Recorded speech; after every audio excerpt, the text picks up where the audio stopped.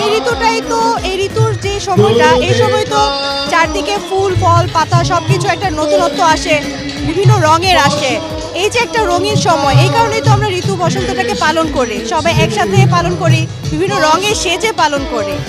বাংলাদেশের নাগরিক হিসেবে বলবো মানে এটা তো আসলে মানে সার্বজনীন একটা উৎসব, তো মানে জাতি ধর্ম সব নির্বিশেষে আমরা সবাই একটা উৎসব মুখর পরিবেশে একত্রিত হই।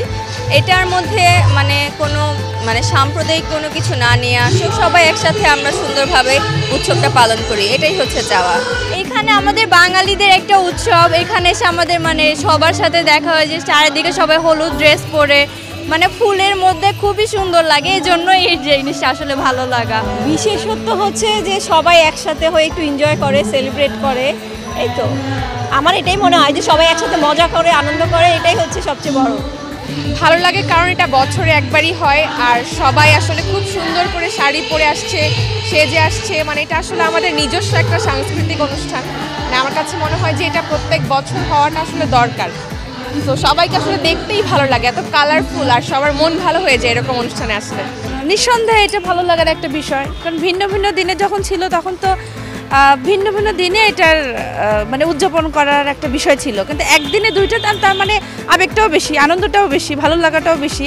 কারণ একদিকে বসন্ত কালারফুল বিষয়, বসন্ত মানেই তো কালারফুল, আর এটা দিনে হচ্ছে যে ভালোবাসার বিষয়। তো দুই আনন্দ, দুই একদিকে ভালোবাসা আর একদিকে কালারফুল যে বিষয়টা, বসন্তের নানা রঙের যে বিষয় থাকে, এই দুইটা মিলে একসাথে মানে এর দিনের তাৎপর্যটা আরও বেশি বাড়িয়ে দিয়েছে।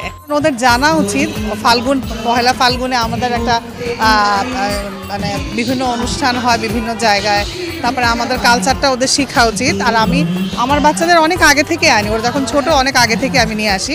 আমি খুবই এনজয় করি ফাল্গুন এবং বৈশাখ, বাংলা মাসের সব, মানে আমাদের ওরা তো ইংলিশ মিডিয়ামের স্টুডেন্ট সব, হ্যাঁ, তো ওদের বাংলার মাস সম্বন্ধে ওদের জানা উচিত, সেই জন্যে আরও নিয়ে আসি।